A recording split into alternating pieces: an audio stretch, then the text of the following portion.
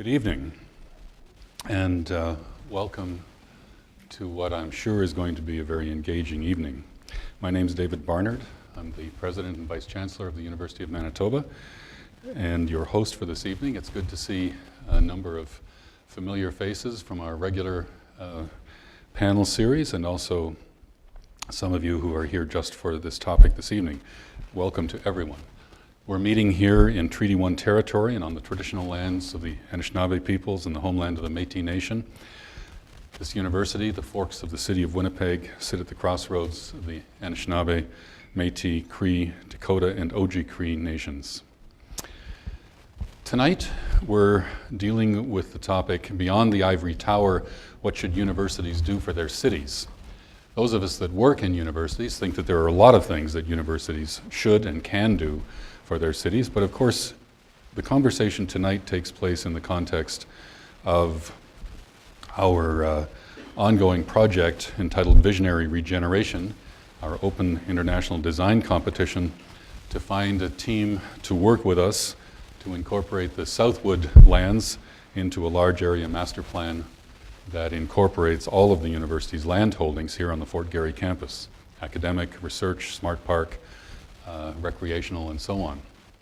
So the members of the panel tonight are members of the jury that is meeting to select the design team that we'll work with over the next period of time to develop that large area master plan. So it's in the context of that thinking that we're met here tonight to think in particular, what should universities do for their cities?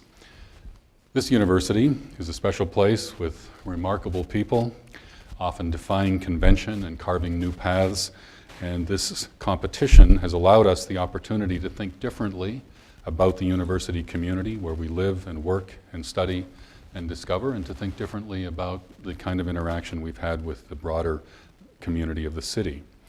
So tonight we'll explore the role that universities like ours can play in the physical development of the cities that we call home. Our panelists tonight are experts with diverse experience. They also come to us from 3 different countries, so they have quite a variety of perspectives and insight on this topic. The format this evening is quite simple. Each of the panelists will speak for 5 to 7 minutes about the theme. Some of them will be using some visual images that'll be on the screens behind me. And then I'll be looking to you to participate in a conversation with them, opening the floor for comments and questions. Some colleagues will have wireless microphones and will move around. If you raise your hand to indicate that you're interested in participating, then someone will come to you and we'll find an opportunity for you to make a comment or ask a question to the panelists. We'd like to get an opportunity for as many members of the audience as possible to participate. So I would ask you that you be brief in your questions and comments. I was in a session the other night where the moderator introduced the question period, saying this is a question period. It's not the short speech designed as a question, disguised as a question. So that's the kind of question period we're having later, question period. Or comments, but not long speeches. We'll wind up the discussion just before 8:30 as we announced. And so it's now my pleasure to introduce the first speaker. Julie Snow is a professional architect with a practice based in Minneapolis, Minnesota. Julie Snow Architects has been recognized with numerous awards, including the AIA Honor Award and a North American Bronze Award. I'm not sure exactly how to pronounce this. Holcim. In addition to her professional work, Julie has held several visiting professor positions, including at the Graduate School of Design at Harvard, at the University of Arkansas, at the University of Maryland, and at Washington University. While teaching at the University of Minnesota College of Architecture and Landscape Architecture, she received the Ralph Rapson Award for Distinguished Teaching. Please join me in welcoming Julie Snow.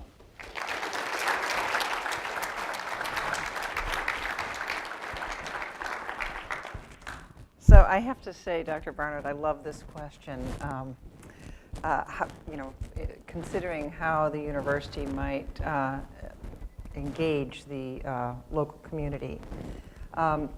And what role can it play? So being very pragmatic and from Minnesota, I answer this with make the city a better place to live. of course, then the next question becomes, what makes the city a better place to live? And as an architect, I have lots of opinions about this, but they are not founded in anything concrete. So I have found this soul of the community conversation that the Knight Foundation did. And they did an extraordinary amount of legwork, looking at 26 cities over 3 years and talking to 43,000 people. And they posed the question, what makes people love where they live? And surprisingly, 3 factors consistently led the others. And those 3 factors were higher than perceptions of the local economy, perceptions of leadership, safety, or even education. Further, they found that cities with the highest levels of emotional attachment also had the highest rates of GDP growth over the period of the study. So let's look at what these 3 factors were. First, they wanted a diversity, and they were attracted by the diversity of social offerings. So what does this mean? It's just a lot of times where you can get out, you can meet people, you can have some social encounters, and really create a sense of community and have sort of a public life, if you will. So these are things like the markets, and for us, one that's very dear to our heart is a ballpark that we're doing. This is a 7,000-seat ballpark we're doing in St. Paul for the St. Paul Saints. And this is all about community, conversations, and connections. Those are their 3 hallmarks. And the idea is that these events have people come together and they have encounter one another in a sort of social setting, but also a setting that's around this very vivid American ritual. So we also recognize that being Midwesterners, not everybody wants social interaction. That there's this sort of sense that, okay, you've read my T-shirt, that's enough for the day. So when we were asked by the Walker Art Center to envision a telematic table, a sort of social interaction that could take place in the museum, we came up with this idea of creating a collection using an RFID tag, and then coming to a table. Your collection would be downloaded, somebody else's would be downloaded, and this table was a way to start a conversation amongst visitors within the museum. We didn't win this limited competition, so don't try to find it in the Walker. Second item, second feature that makes people attached to their community. Basically, the idea of openness. How welcoming is the community to everyone? And the idea here is that there's a sense that there is a place for everybody in the community, young, old, rich, poor, no matter what the culture, and that this diversity creates an interesting mix of opportunities, conversations, and interactions. So, you think of, obviously, these ideas of places where people can gather and feel welcome. So I was talking with Ovid's friend earlier about some of the work that we've done with possibly the least open thing you can imagine, which is a border crossing. This one is between Manitoba and the US, with Minnesota, at War Road. And the idea here is that although you're going through a land port of entry and you're being cross-examined by a Customs and Border Protection officer, there is this sort of warm wood, glowing heartwood portal that you move through at the port. And so here's a few images of that port. I think there's something very tricky about the idea of openness and possibly all of these things because, thank you, there's no real understanding about how you might create architecture out of this.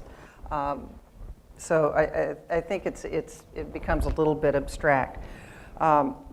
I think the last piece is possibly my favorite. It's the idea of beauty. I have 1 minute left, so I won't give you the entire architectural diatribe on aesthetics, but this is the part where I think the landscape architects have all the fun, because there are things that we universally appreciate, and certainly trees, nature, interaction with water are amongst them. Another element is the idea of connecting with history. And those things are sort of, for me, universals. So I want to show this one project. A very good friend of mine came up and he had these buildings that he was working on and recreating, renovating these historic buildings. And he had an area that he was not going to put parking in, but he was going to create what he called an open democratic plaza. So we worked with him to sort of create, we found these stones that were from a building that had been taken down in Minneapolis that were manipulated by an artist to create streets. It's right along the sidewalk, so it's quite open. People of all ages. There's my friend talking to the lady in the pink shirt. So the idea is to bring all of this vitality and life together. So my last word on this is, I think I love this stuff so much because it reverses the typical question that we have about cities, and that is, can we afford to make our communities rich with social offerings, open, welcoming, and beautiful? And from this study, apparently we can't afford not to.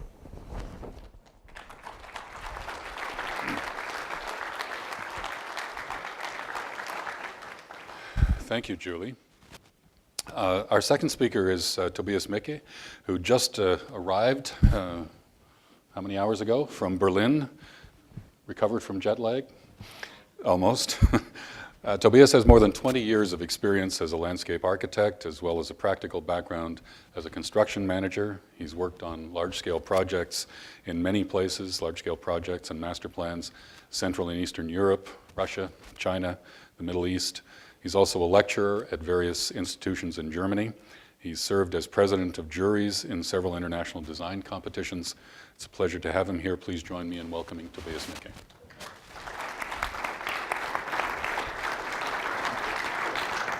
Thank you very much.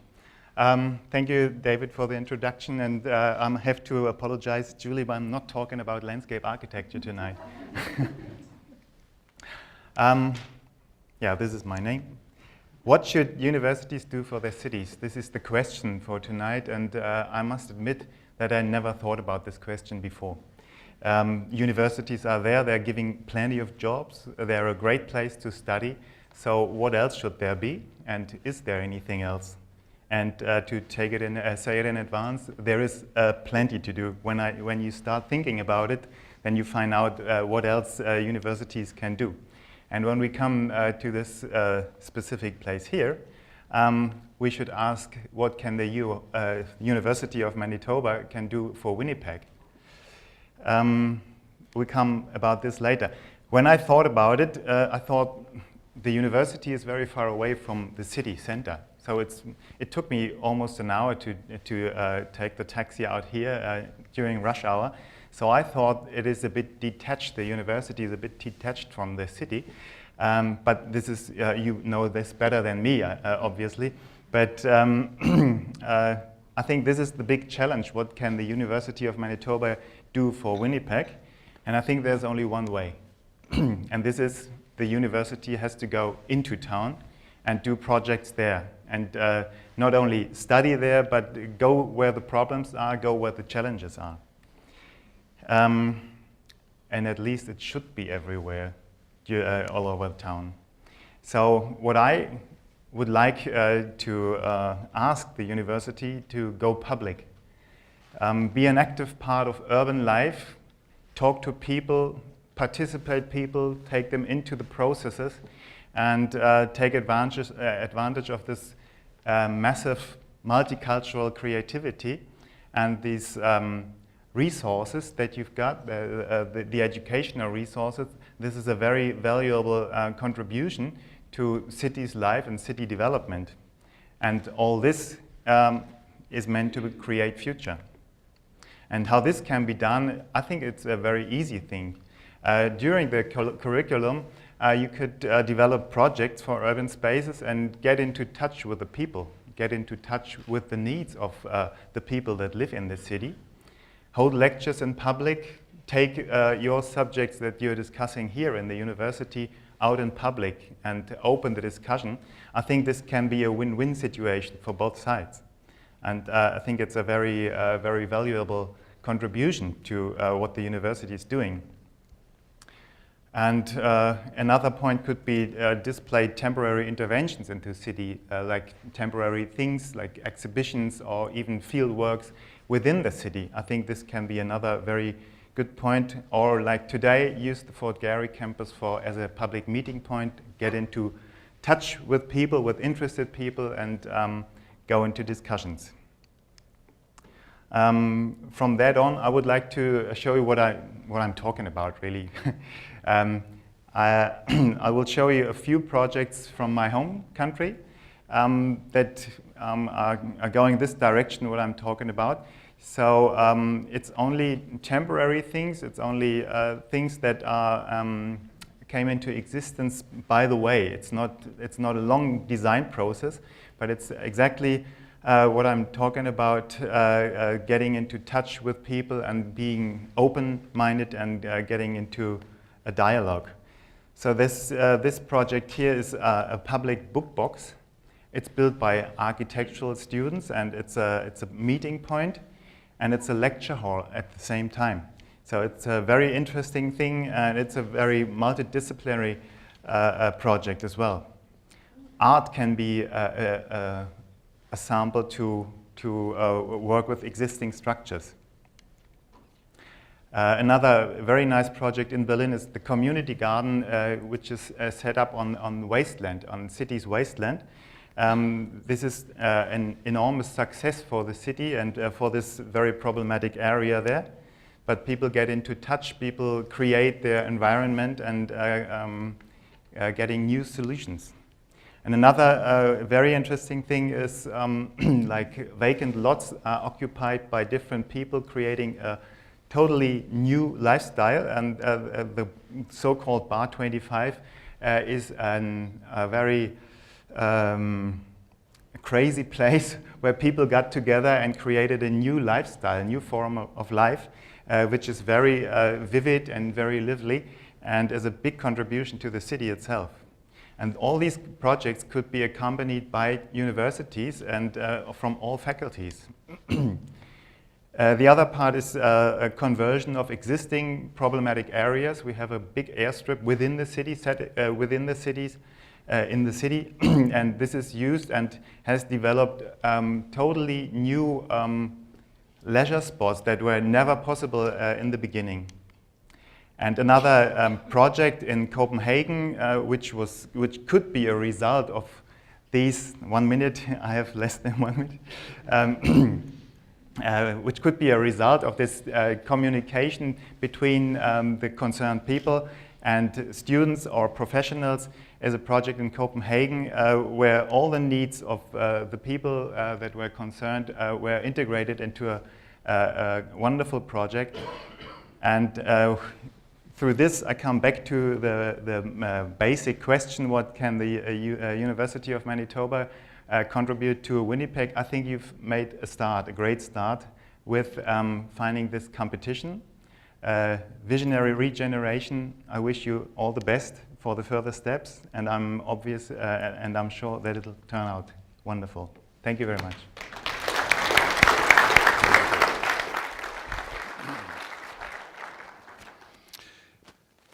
Well, thank you very much.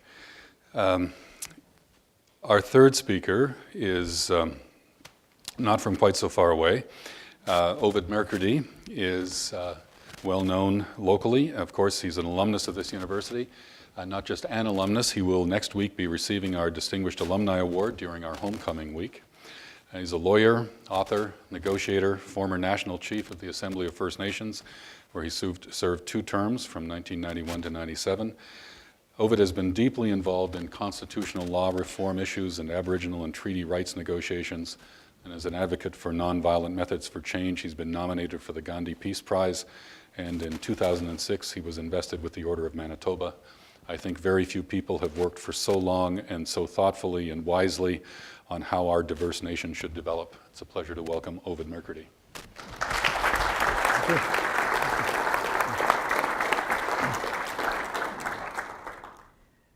Put your sign on me. I speak very slowly and very quietly, so I need a little time. A little more time.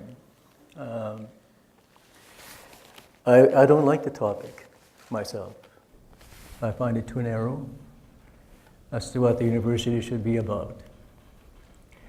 And I've given it some thought that perhaps we should be asking a different question about what the university can do for people, all people in this province. And rather than focusing on an urban setting, which does not represent the entire province, or for that matter, does not reflect the student population in its entirety. Right? The most important thing is to have a sense of belonging. If you don't have a sense of belonging, you will feel out of place. And you'll get a sense of alienation that this is not your place. So I think it's very important that we try to find ways to accommodate people, and in particular the Aboriginal community, how we should find reconciliation through the future of this university for Aboriginal people. And if we focus on European ideas or Canadian ideas of development, like architecture,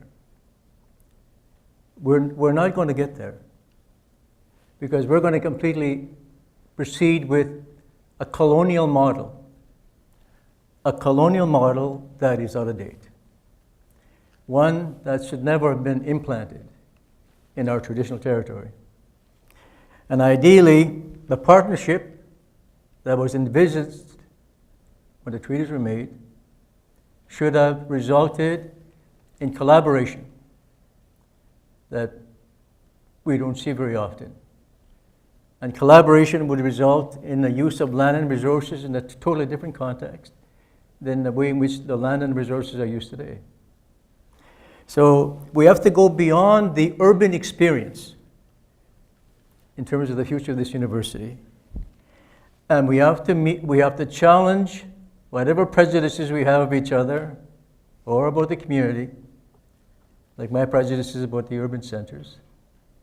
We have to challenge all the myths that are out there about people, about Aboriginal people, about immigrants, and so on. About people who have different ideas about union, for example, between people, right? Between individuals. I think we need to find a vision that is based not on the practical, but on the ideal. And I would like to see that as opposed to focusing on the future of this university and what is doable. We have to get away from the accountants, the lawyers. We have to go back to the philosophers and the teachers.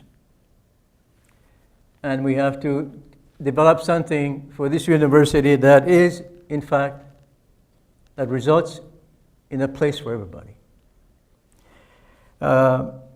When I first came to the university, of this university in the 1970s, I could not find my personality in this institution. And I have to say to you that there's been some changes since. But the reality is that it's very hard to find your personality in the colonial mentality. Because after all,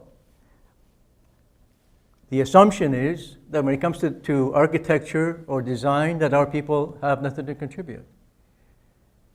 Because somehow our knowledge is not valued or appreciated or maybe denigrated as something that is of less value to the European ideas of development. So I come back to the basic idea. The university cannot afford to stay in the city of Winnipeg. It cannot afford to become an institution for urban centers like Brandon and Flin Flon and Nepal and so on.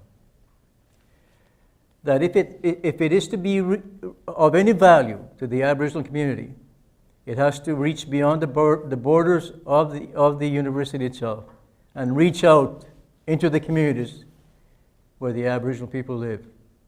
And that means here in Winnipeg, in the area of our city known as Main Street, the place where people go when they do not have money. And the role of the university, in my opinion, if it is to stay with this idea that is to create employment opportunities or careers for people, the role of this university should be to create, within 50 years or less, 100,000 Aboriginal people who belong in the middle class. Thank you.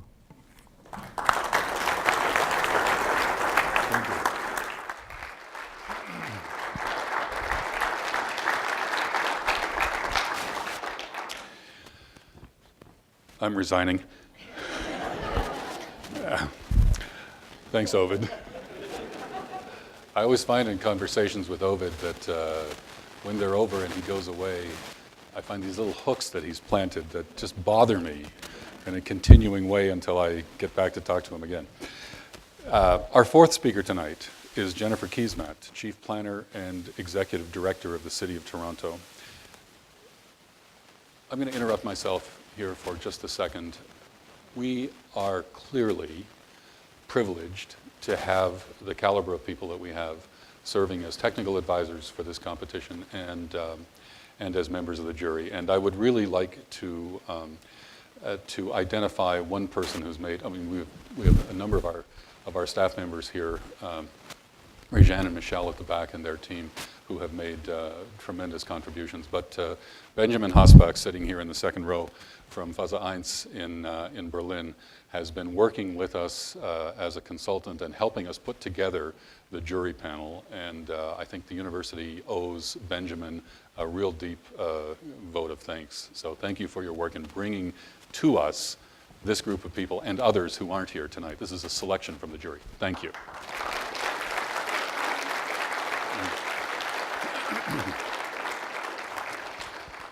Jennifer Keesmaat from Toronto is a registered professional planner, an award-winning member of the Canadian Institute of Planners, and a member of the Congress of New Urbanism. Prior to becoming the City of Toronto's Chief Planner and Executive Director, she was a principal at Dialogue Toronto and a founding partner of the Office for Urbanism.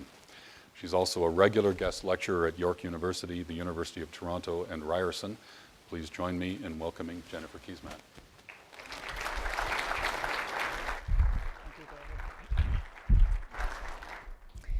Well, sometimes it's good to go last, and sometimes it's very, very tricky. And I'm going to put this in the tricky category today. And I'm in some ways going to try to provoke, not unlike Ovid. And I think I'm, in fact, going to follow a similar trajectory to the one that you were on, and suggest that a university that's primary mandate is about research and teaching fundamentally misses the point. My thesis here really is that universities are not incidental to cities, but in fact, they're essential to the lifeblood of cities. And when I speak about cities, in light of the comments we just heard, let's think about cities as being very, very broadly, as being the places where we live, we work, we thrive, wherever that may be. And in the absence of a city building mandate, in the absence of reaching in and deeply connecting and shaping the places where our lives unfold in common, universities lose their relevance. So I believe the question today and the topic today could not be more important or more profound. And in fact, I think it's a great risk to society if our universities are not fundamentally entwined with a physical manifestation of where we share our lives in common And for 22.5 million of us in Canada, that's actually it's in cities. It's a vast majority of us, including the Aboriginal population that now tips the scale, and more Aboriginal people live in cities than on reserves. And we'll have you speak to that in more detail if you'd like, but I think it makes the relevance of cities something that is profound to every single person in this room. So it matters then for us to think about this question of what the purpose of higher education is. Because we need to understand, well, what is it that we're doing here in this project of academia? And I want to suggest, and these are not my own words, and they might even be familiar with you, to you, but the idea that there's a deep connection and relationship between how we function as citizens and the experience that we have in universities. And really, it is the task of universities to be creating people who are in fact critical, creative, and compassionate, and who can bring those values into the continual building of our communities and our society. So then the question emerges, what role does the city play in addressing our most urgent societal needs? So I've talked a little bit about, I'm positioning what the role of the university is. Now I'd like to talk a little bit about, well, what's the role of the city? What do cities do? And then I'm going to bring those two ideas together. Well, I would like to suggest that cities play a fundamental role in facilitating innovation to address a whole variety of different problems. For example, sustainable economic development. How do we ensure that we're not extracting too much from the Earth's resources and putting too much junk back out in terms of our output? How do we ensure that we continue to have a planet for many, many generations to come? We're not doing this today, and we need our universities to help us answer this kind of a question of what it means to live sustainably. And you might be familiar with the work of Dr. William Rees, who created ecological footprint analysis at the University of British Columbia. Very important research that's now being used by practitioners to understand the impact we have in how we live and how we can change and need to change the way we live in order to ensure that we are not destroying our own habitat. What else are cities engaged in? Cities are engaged in ensuring that we in fact have ways of living that either facilitate health or detract from it. And in fact, we've just gone through a really period of noxious urban growth across this country, really over about a 30, 40, 50-year time span, a generation and a half, where we have in fact been planning activity out of how we live. And in fact, our worst epidemic today is obesity. Obesity is to us today what smoking was to a generation ago. We planned activity out. We designed our cities in such a way that we, in fact, have made ourselves unhealthy. There's a wonderful program at the University of Toronto, which is a research institute associated with the universities, that is with the hospitals, that looks at health and human health and documents and creates data and evidence that can help planners plan better. We need the university to be reaching into the community. What else do cities do? They help us understand the places that we share in common, those places that we are defined by and that inspire us. This is an important part of our evolution as a species in understanding our relationship to each other in various spaces. Our cities are also about and trying to figure out prosperity that is resilient and sustainable over the long term. We, in fact, know very little about what wealth looks like in the long term. A lot of our assumptions have proven to be wrong. We have big questions that we need to study and understand, and we need to ingrain the answers and the experimentation and understanding into how we build our cities. But our cities are also asking a very important question about inclusion. Our cities can either be places of exclusion, or our cities can become places for all. And the image you see here is of the Regent Park redevelopment in Toronto, which is one of the largest redevelopment projects in North America, where in fact, and as part of the largest social housing, public housing organization in North America. 40,000 people live in social housing in Toronto, public housing. And here, this is a program to figure out how we can redefine the built form in this community in order to address safety and inclusion, and to ensure that we're creating places where people can be included and can transition fully into the middle class.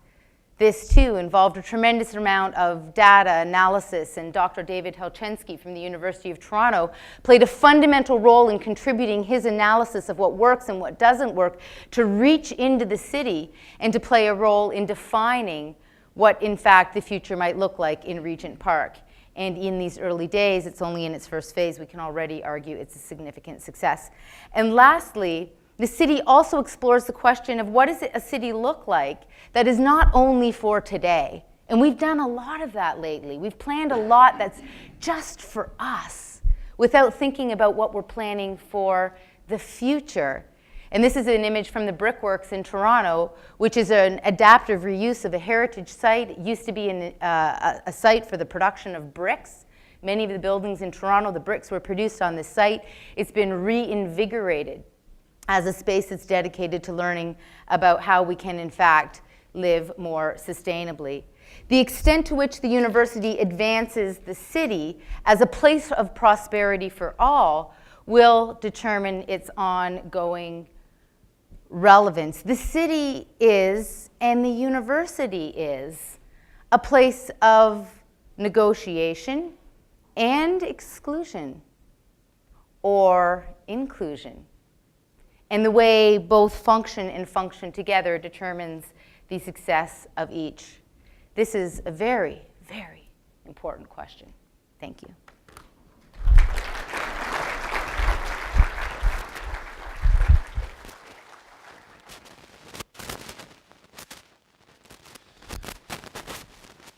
Now we come to the part of the evening where I'll look to you for comments and questions. There's been a lot that's been said, and I know that there are a number of interesting people with interesting ideas in the room. I know a number of you by name. If I don't see hands, I will identify people.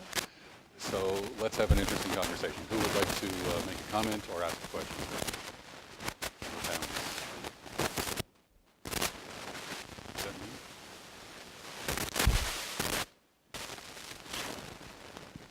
Chris, down here.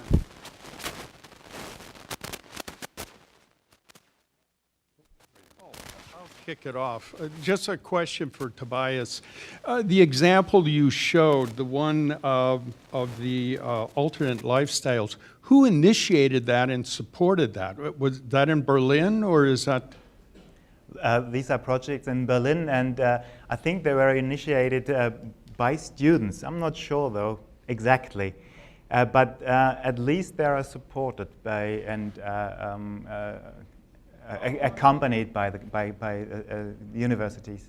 How long did it last, or did the city government move them out? I mean, I've heard of, there was the People's Park in Berkeley, California. There's been examples in the past of movements of people moving in and taking over, claiming land and trying to set up shop in a sense.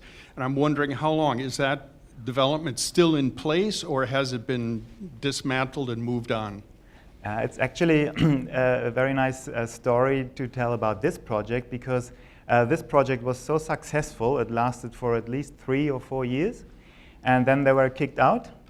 And but they were so strong and made it a real project today. So they gained over profit-oriented companies and were able to obtain this lot and build their thing now in a real project, but a non-profit project. But this is due to a very open-minded politics, definitely, and very liberal. Thank you. Question up here?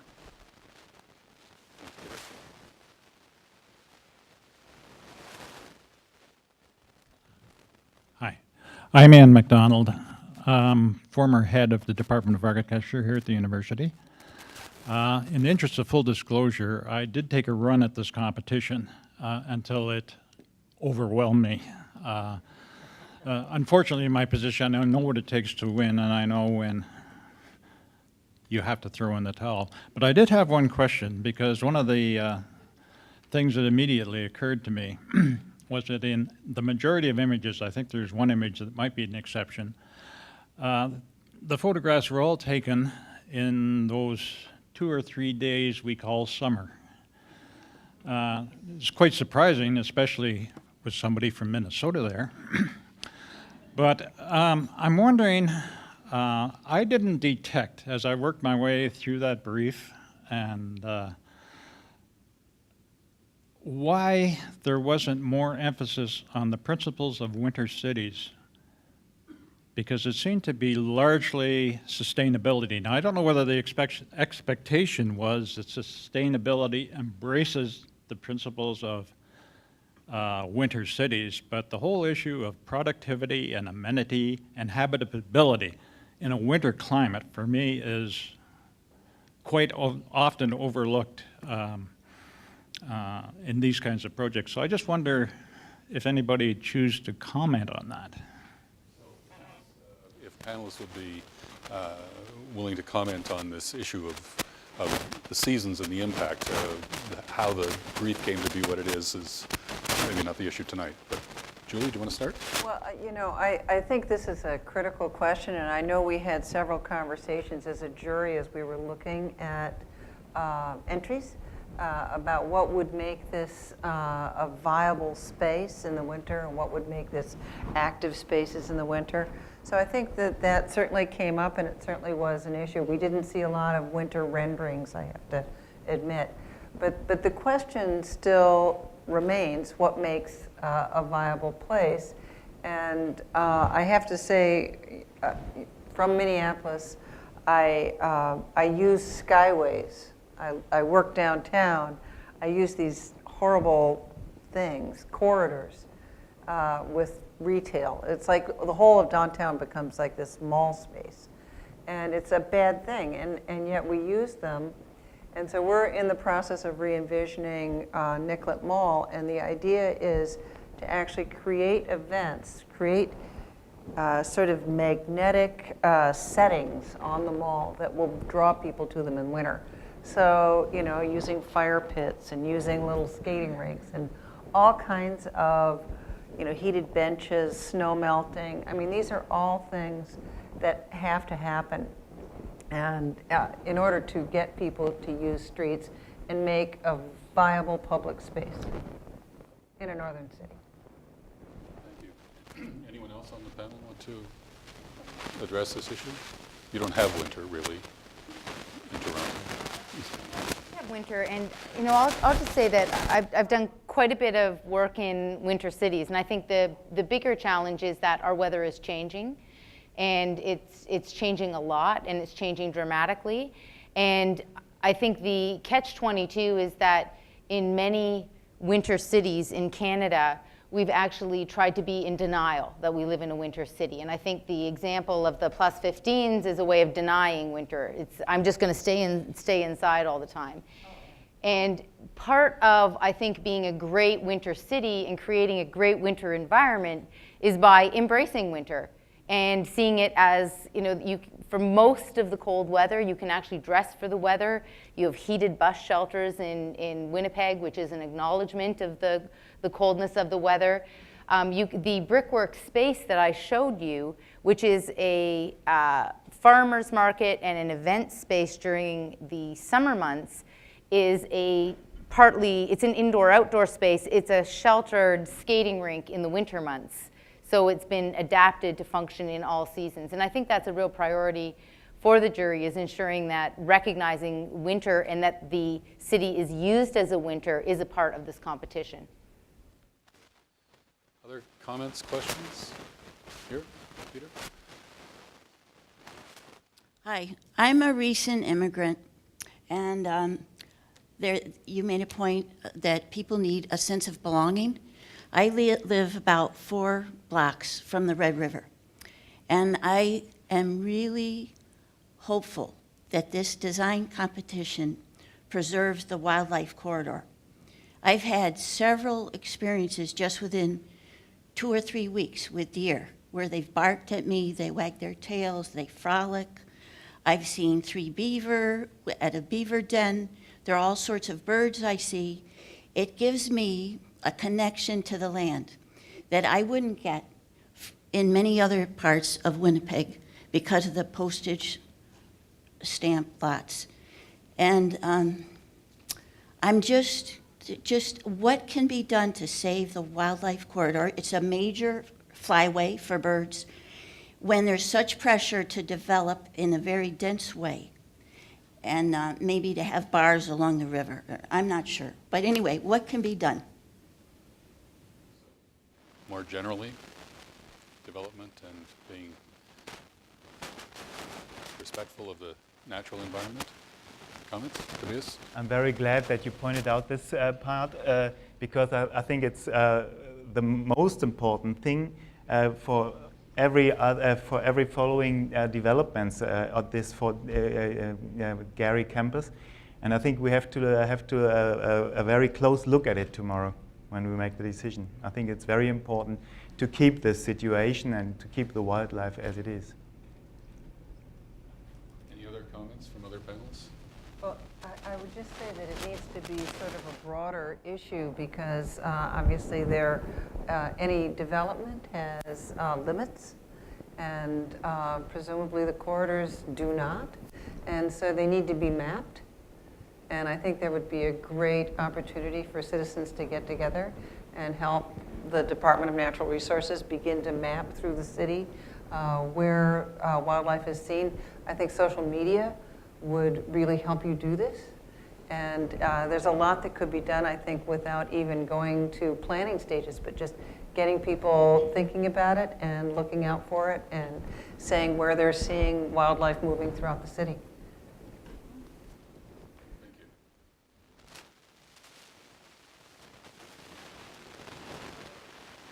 All the speakers, because I think it was great to hear the diversity of approaches to one question. I sometimes do that in classes, ask one question and see how many people approach it from different perspectives. So I think that was great. The sense of belonging, the idea of having it be socially integrated, that resonates with me. But I think my question is going to be for Ovide. Just that sense of belonging, that idea that as a former student and seeing the evolution of the University of Manitoba and our aspirations of being, a university of excellence for Aboriginal learners, and to see what else, if we can dream big and try to do things in 50 years, we'll see. But how do we, as a university, create that community or create that sense of belonging so that other aspiring Ovide Mercredis could see themselves, here?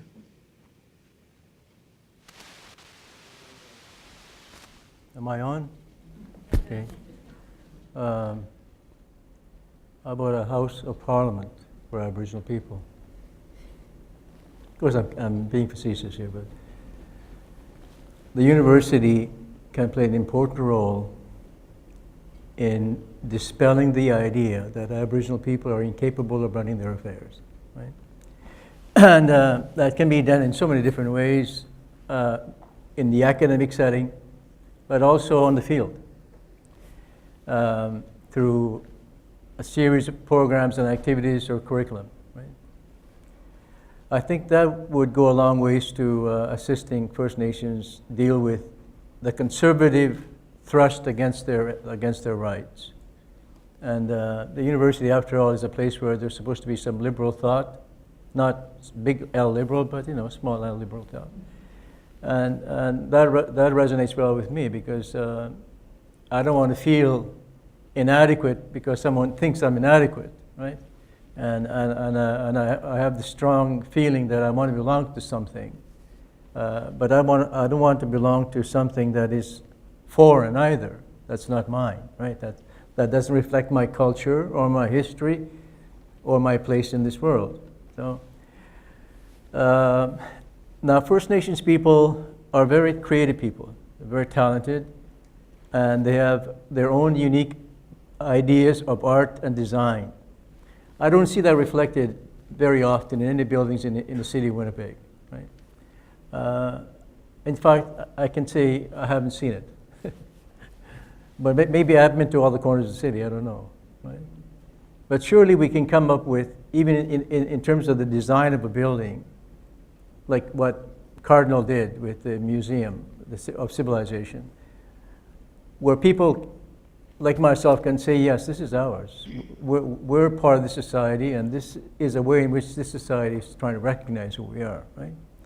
Now, the university has done a few things, since my time here, and they've done some very good things from what I can see in terms of making the Aboriginal community welcome in a physical sense. A dedicated building for Aboriginal students, for example, and a Native Studies department in terms of the academic aspect of it. But we need to go beyond that. Like the question that she asked about wildlife and the corridor for the preservation of natural life. That's something that we would like to see too. And so we're not much into urban density, We're not sort of so inclined to high-rise apartments and all that kind of stuff. But we'd like to see a space where people can feel confident that they can see some wildlife in their lifetime in the city. Right?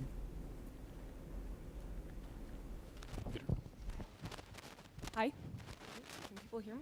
I don't know if I can be heard. So, from what I understand about the world, I guess, universities in Europe are more public than universities in Canada, in North America, which are very austere, I guess, and detached from cities in general. Yes, they're getting more involved, but I feel that in Europe it's far more public, far more involved than we are here. So, along with the discussions of sustainable development, economically and ecologically, as well as winter and Aboriginal peoples, what can universities concretely do? Because this discussion has been asked around architectural development mostly. What can universities concretely do to marry all this together? Who would like to? But I'm sure others will want to speak to this one as well. I was trying to give some examples where I think that's already happening, and I think part of it, there's a great disconnect right now, and there has been in our cities, between the generation of knowledge and evidence and data and analysis and the way we build our cities. And the way we build our cities really matters because it is about our values. We're negotiating our values and how we share our land and design our land and where we put our resources, whether we have wildlife corridors, and we can see the systems that sustain us. If we can see the water systems and the food systems in our city is going to shape us profoundly. And I would argue that one of the tensions we have right now is that most children today, and this is well documented, they have no idea where their food comes from. And I think that's a great risk. It's a great risk to society. So on the one hand, we've got universities over here generating knowledge, analysis, data, and over here, we're going about building our cities and going about our lives, and there's a disconnect. There's a big gap. And the extent to which we can bring those two things together, we're going to advance as a society. And the extent to which those two things are on parallel tracks, universities are sort of irrelevant. Doesn't matter if you're generating lots of knowledge, but it isn't affecting how we live. And on the other hand, we're not going to be creating sustainable communities. We're not going to be creating healthy, safe communities. So we need to, I believe, we need to bring together what's happening in practice, in city building, in design, and it goes beyond architecture. Architecture is an important part of it, but thinking about all the aspects of the city, whether it be our approaches to affordable housing or our approaches to local economies or our approaches to food. We need to bring the university into the city and vice versa, and bring that knowledge into how we build our cities. Others? Tobias? I think the question was, how can we do this? And maybe it's due to my slim English skills, but I try to point it out that the university within the curriculum could develop projects that are connected to like real problems. Go there and do the projects with the students in these places where you have problems or where you have challenges. Like discussing it in the university with the people over there. But it's due to the professors, it's due to the university, it's due to the program. So I think that's great, because it basically says that the university has this role of sort of getting out and doing this outreach into the community and acting within the community in both an educational way and sort of as a provocateur in the world. And it seems to me the university has some great resources. It generally has a lot of smart people. And so these smart people look at the world and they see particular things. And bringing together smart people is what a university is really good at. And so issues of convening seem to me, events like this, the university has to act as the convener of bringing people together and discussing the really important issues and articulating solutions or articulating agendas. It also seems to me universities have a lot of students that have a lot of energy, and they, go out and do things like the students did in Berlin. You take over a little bit, and so the role of taking all of this energy that students have and instigating, going out and back in the day, students did a lot of instigating. So I think we really need to have an active student body, and they have to follow their instincts, and you have to get out in the community and do stuff. So yeah, instigate and convene, I would add. Ovide, did you want to comment? I think where the golf course is, it's pretty good space to do something totally different. And that's what we're trying to accomplish, I guess, as the jurors of this project. But what I would like to see, speaking personally for myself, is a connection between, say, Pembina and the river, so that there is public access to the river. And I don't know how you accomplish that, but I'm not a fan of parks, okay? I think you can be more creative than creating a park to use that space and still keep it in a fairly undeveloped state. And some of the ideas could be, in terms of the river itself, how you could use that as a meeting place between people, where people can get together, either for commerce or for conversation. So, for example, bring the farmers here.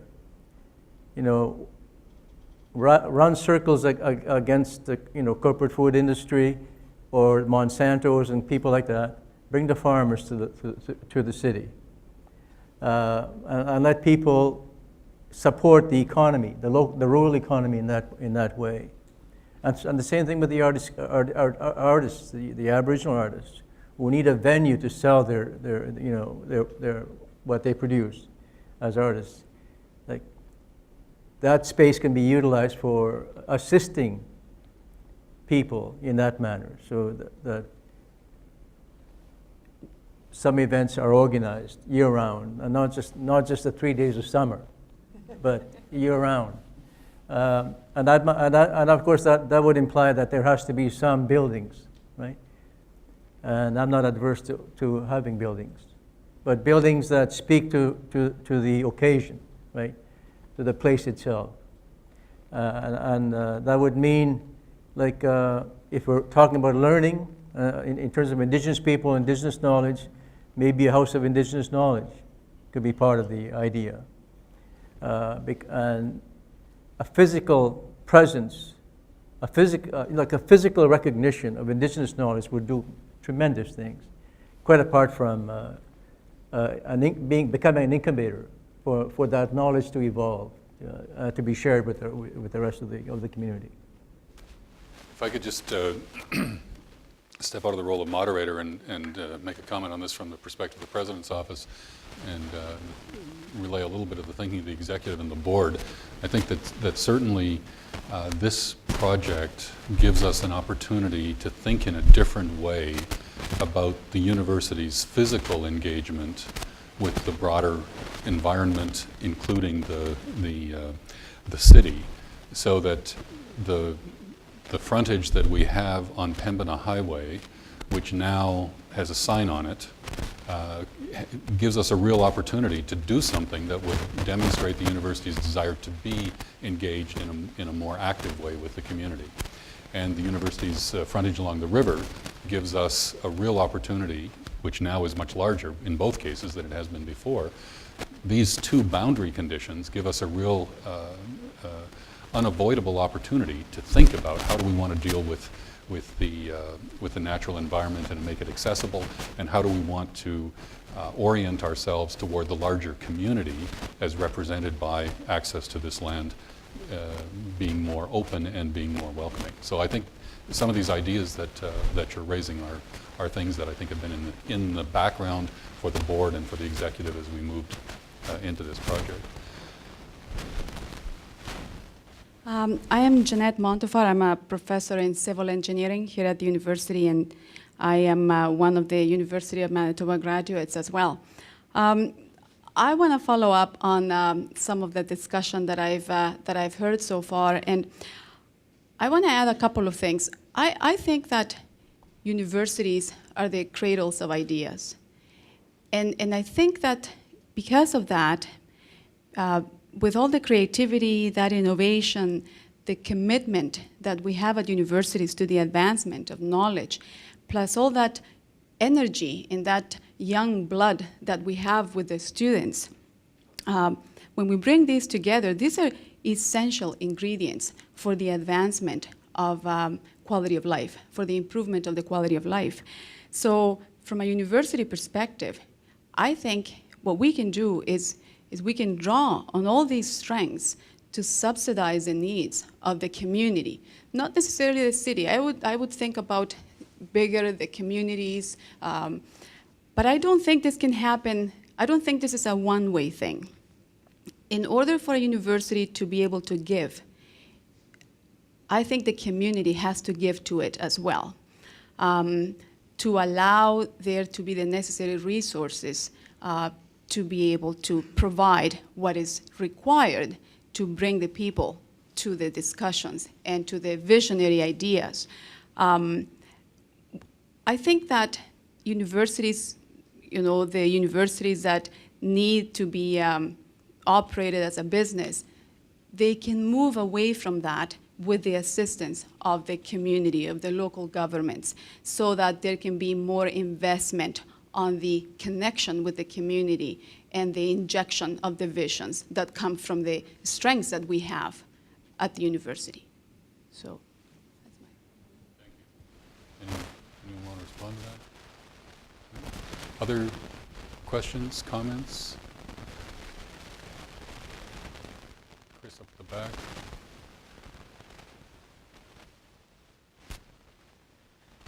Hello, my name is Sharon McDonald. I'm with the Faculty of Medicine, and I'd like to revisit just a little bit and perhaps try to connect the ideas of inclusion, winter, and engaging with the community, which is what I sort of thought we were going to be talking about today, but in a way that was more people-based. So winter and space.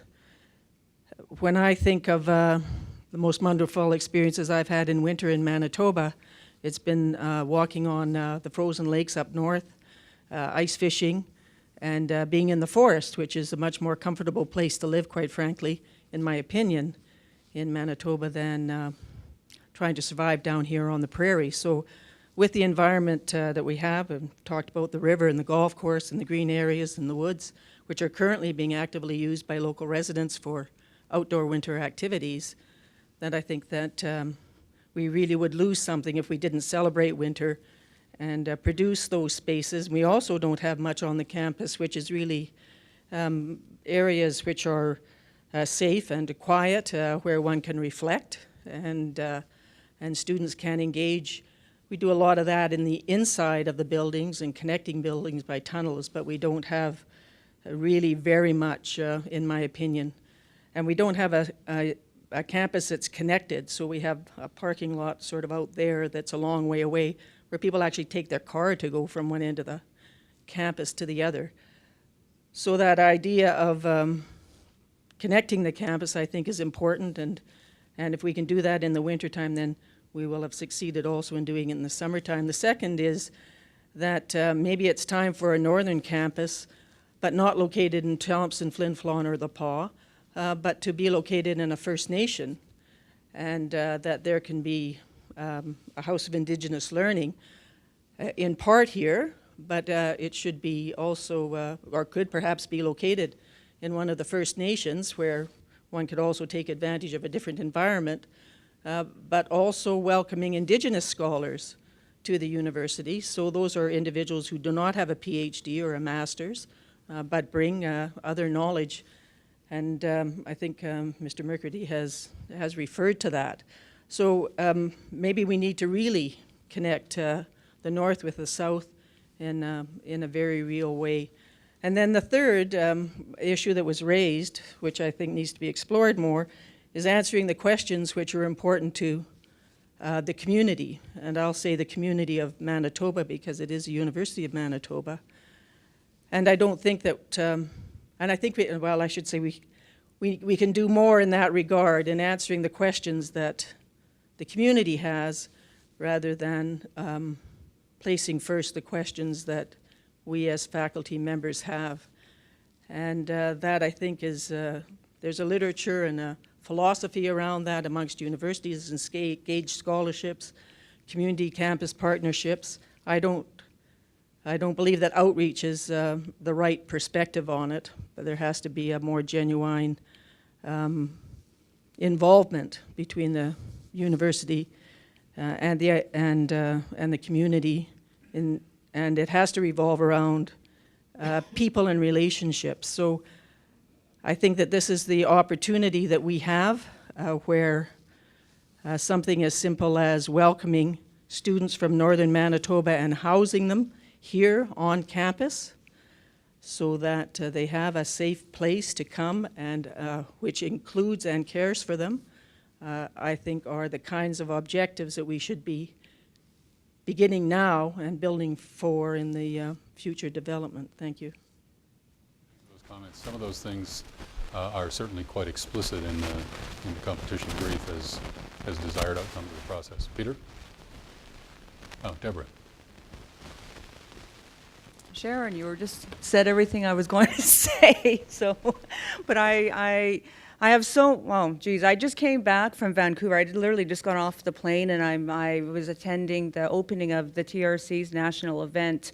And one thing, what I really enjoy about going to Vancouver and seeing UBC and being with the BC First Nations is the sense of community I get from being in Vancouver and seeing the Indigenous space that's been created in that city. No matter where I go and what street I walk down, there is a reflection of First Nation culture integrated within the city.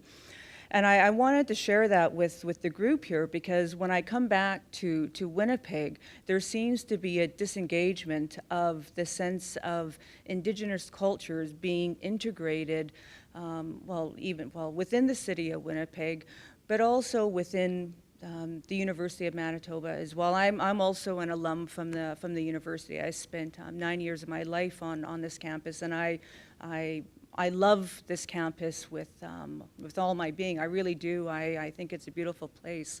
But my question, I guess, would be, how do we indigenize this space at the University of Manitoba? What do we need to have to reflect the diversity of our First Nation cultures? And I would also include the Métis cultures as well, to allow our students who are coming to our university to see themselves reflected as as a place that they feel that is their home while they're away from their home?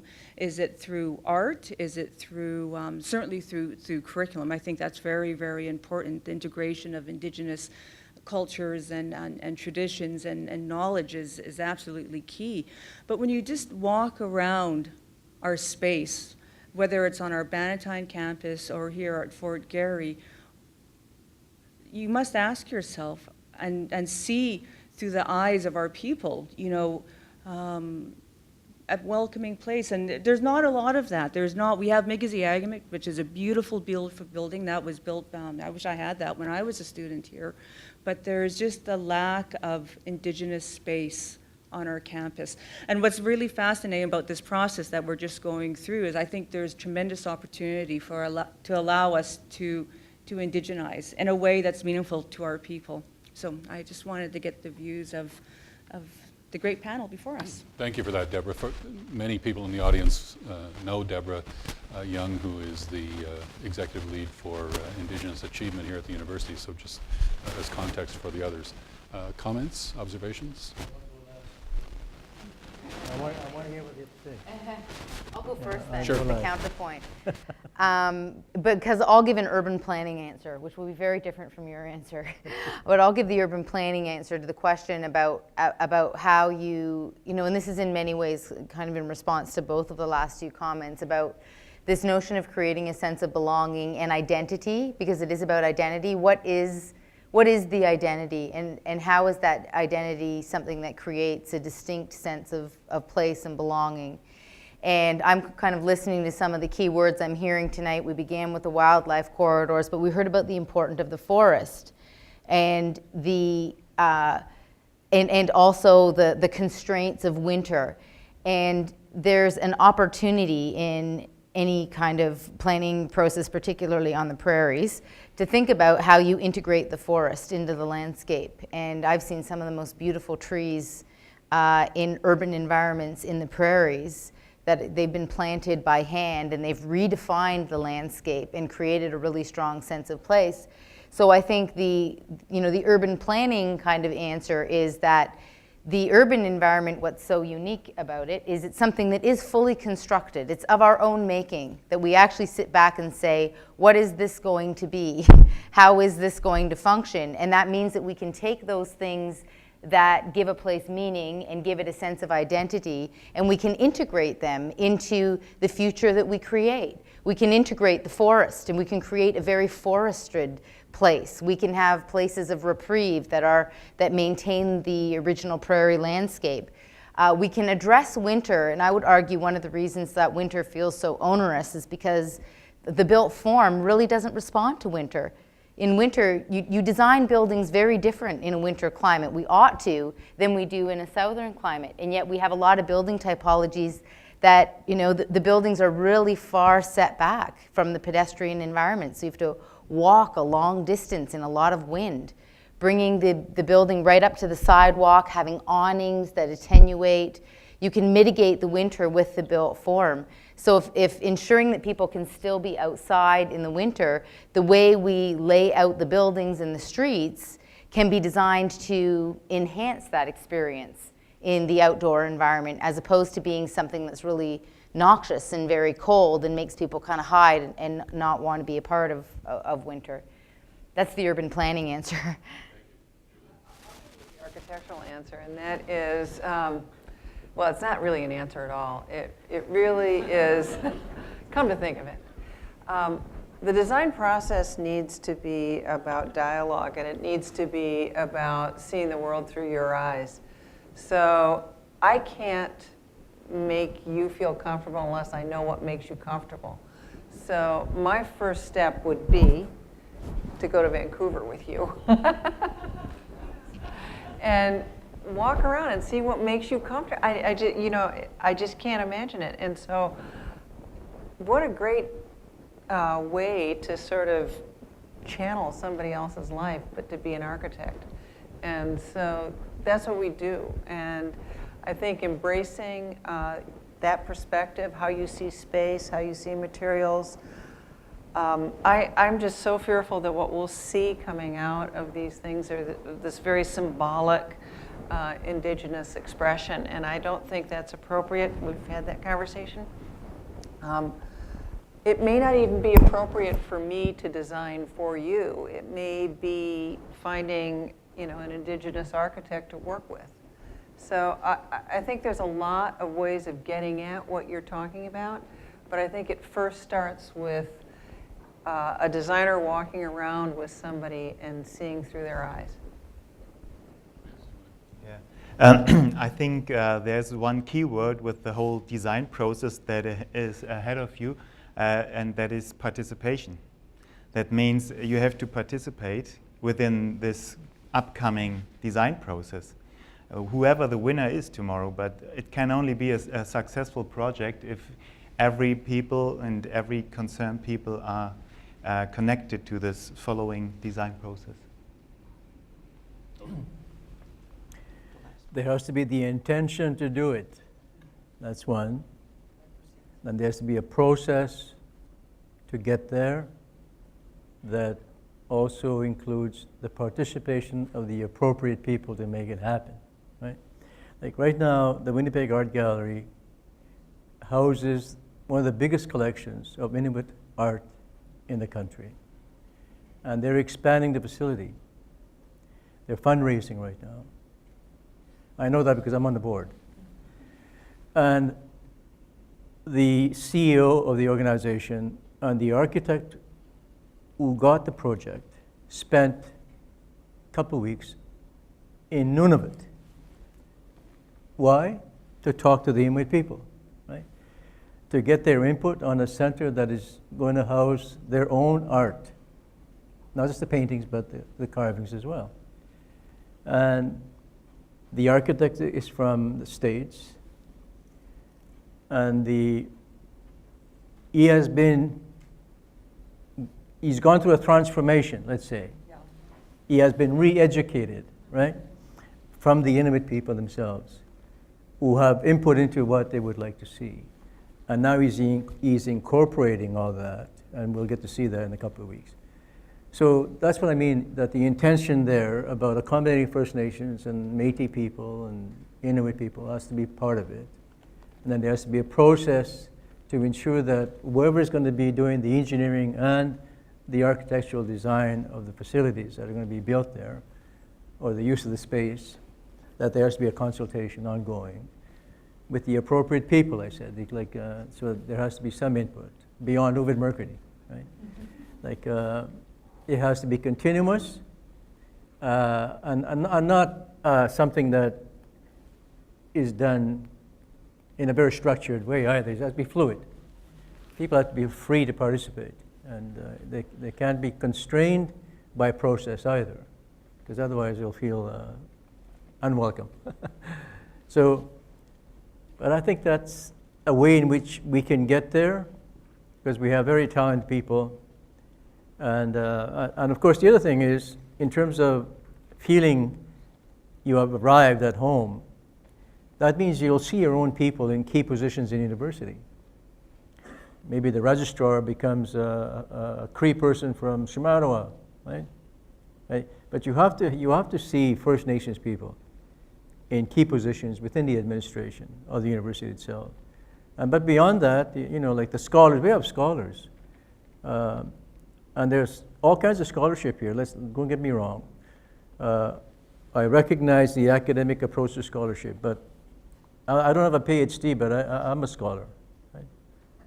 And there are people with more knowledge than me in terms of indigenous thought and so on that can contribute a lot to this university. So that's the other aspect, is that to see your own people there working in key positions and contributing to the university.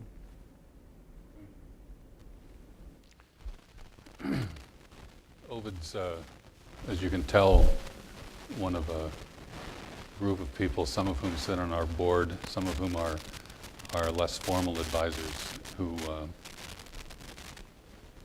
pull us to make us do a better job, which we appreciate. Ray. Some economists like to talk about a trickle-down theory in terms of economics.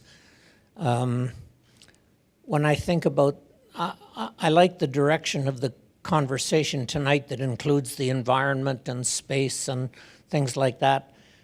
But to go back to the people, how does a university play a role other than the trickle-down role of educating the leaders and then hoping it'll have an impact on the rest of society?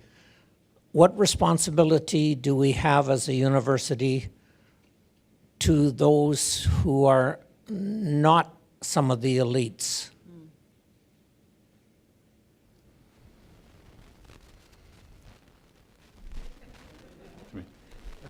I defer to him because that's his idea. So, I mean, I agree with him. Go ahead. I don't know. Do you want to speak? No. Ovide? I'll speak to that.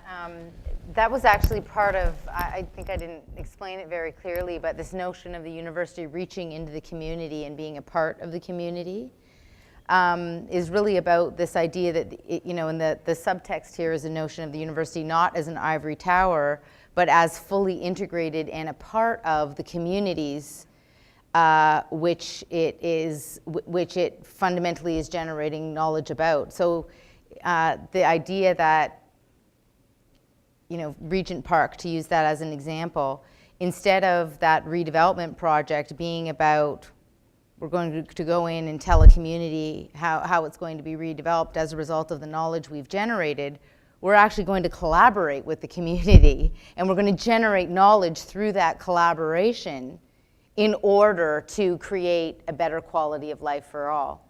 So the city is seen as your collaborator, the city is your laboratory, and without that knowledge that comes from the people who live in the city, the university, it doesn't have its most important asset, the people who generate knowledge. So it's a model of, it's a model that involves the university not objectifying what it studies and objectifying knowledge, but recognizing that knowledge actually comes through collaboration with communities who are shaped by the knowledge that is generated. A few years ago, the past dean of architecture brought some graduate students to my community when I was the chief of Grand Rapids. And they stayed there for a week. And they worked with the high school students. And I wanted to make sure some of the kids who dropped out were there, some of the high school dropouts. Because I was interested in the interaction between the graduate students and my young people. And I wanted to make sure that there was some energy there that would encourage people to go beyond their present situation at home. So they worked on this idea of a destination hotel, a hotel, and they actually worked on some preliminary designs. They worked on this idea of an interpretive center of the Cree culture, and they worked on this idea of a walkabout on our traditional lands, a very pristine location where people are likely to see a moose or a deer or a bear, and so on. Like making trails along our traditional territory, like that. So I thought that was an excellent idea that should have been continued. That's what I meant earlier, that it cannot be just a one-shot deal. But the university can descend to the communities and contribute in that manner, right? And people will not see the immediate impact. They'll see the results of the interaction in terms of physical result, like the design of an interpretation center. But the greatest impact is how it changes those young people to believe in something more than what they currently have, right? See, that's what the university can do that. In engineering, in social work, they can do it in any field of endeavor, right? Even in political science. We like a lot of the issues right now in terms of the negative media about Aboriginal peoples that they can't manage their own affairs. Well, if that's true, do something about it. Let's do something about it. Why just talk about it if it's true? And you might find that maybe in some cases it is, but in the majority of the cases it probably isn't. But the reality is that anybody would benefit anyway from building their capacity to govern their community, right? And I think that, people involved in law and political studies need to get their hands dirty and go to the communities and do something constructive in that way. I'm Oliver Botar from the School of Art here in the University of Manitoba. I moved here 18 years ago to take a job here, and I've been listening to the comments. I think a lot of very intelligent points have been made, and I think very, very basic points have been made. I feel that, and I don't want to sound too negative here, but I feel that some very basic things are way too slow in happening. When I first moved here, I moved here from Toronto. I used to ride my bike everywhere. I couldn't ride to the I lived downtown. I couldn't ride to university and feel safe all the way. After 18 years, I still can't.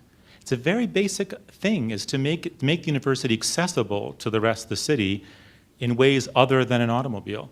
The rapid transit corridor is still not finished after 18 years. The Pembina, bike path is still not complete. We do actually have a downtown campus, as was mentioned, the Bannatyne campus. I've had reason to spend a lot of time there over the past 2 years, and that's a lot closer to me than here, but I still can't ride my bike there safely because the bike paths that exist are either, the snow is plowed on them in the wintertime, or they come to a sudden end, at an intersection.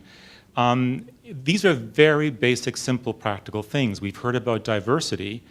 After 18 years, we still don't have a person dedicated to teaching Aboriginal art history at the University of Manitoba. I've been waiting for 18 years.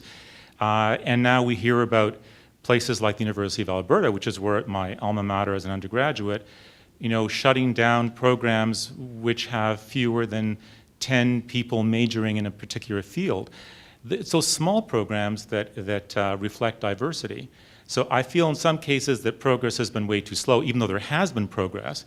And in some cases, I feel almost like we're moving in a direction opposite to the wonderful things that we've been hearing the panelists talk about. So I was wondering if you could comment on that. To me. Well, thank you. Well, I would agree. I think progress has been way too slow in a number of areas, and certainly some of the things that you mentioned are community issues, and some of them are internal issues to the university. And I think we certainly have the intent that Ovide mentioned earlier to do the things that we can do internally, and I think this project as an overarching kind of frame gives us an opportunity to think about a number of these things in a fresh way, and with intent do what we can do on our own campus. Some of these things that require interaction between the university and the larger community, rapid transit. I've been here 5 years, and it seems like a long conversation. For those of you who've been here longer, it's even more frustrating. I mean, that's a conversation the city just has to bring to some kind of closure, and similarly about accessibility in ways other than cars. We had a session here a few months ago that Richard Milgram and others participated in our Visionary Conversations series talking about livable cities, and a number of these points were made there. Some of which are embedded in the community, some of which are campus things. We have an intent. We need I think, as Ovide said, a plan to keep at it. And this umbrella, I think, gives us a chance to think differently about these things, and then, as a community, commit to a process that will take us to a different place. I'm going to take one more contribution. Hi, I'm Judy Anderson from Biological Sciences here at U of M. I'd just like to say that the biology of this place is our identity, and that we are the community. We are from all the communities in this province. Many of the people who come here every day, thousands of us, leave our biology at home. We leave our children at home. We leave our everything at home. We leave our grocery shopping at home. We can't do any of that on campus. So one way for us to connect to the community is to bring the community or life spaces here, so that we could have daycares for everybody, even people who don't work on this campus, for the students, for the faculty, for the staff, so that we could have a place to be people and live on campus and stay after 4:30 when classes are over, or 5:30 when the labs are over. I'll be short because I know time is gone. Thank you. I won't ask the panelists to comment on that. If I could, just an observation. I've been here 5 years. At the end of my first year, I was asked by a number of people, it seemed coincidental to me, what surprised you, David, in the first year here? And there were two principal things. One was the extent to which we are a commuter campus. Unlike other research-intensive universities, we don't have nearly the kind of local community of people living here. But the other was just this sense of distance between us and the community. And again, I think we're engaged together in a project. Our panelists tonight are part of the team that's helping us with it, to think differently about some of these things and establish an intent and a process and get to a different place. So thank you. I want to thank everyone for being here tonight and for the contributions. I want to thank everyone who's working on not just this evening, but the larger project that sparked the evening. Our staff in campus planning and elsewhere, the members of the jury and the consultants that are working with us. I think we have a very exciting prospect ahead of us. The finalists for the Visionary Regeneration Open International Design Competition will be announced next week. The winning team will be announced on November 4th. There will be a public exhibition of the work that will begin on November the 5th. So that's something that we'll look to have a lot of people engaged in reviewing. We'll return to our regular Visionary Conversation series next week. I think it's next week. Pardon? September 25th, where our topic is Welcome to Winnipeg, Population 1 million. How did we get here and where are we going? That conversation will be one of the highlights of Homecoming 2013, which will be a busy week. So if you're a regular attender, come back for that. Same general pattern, reception at 6:30 and the session at 7 o'clock. Thank you very much for coming.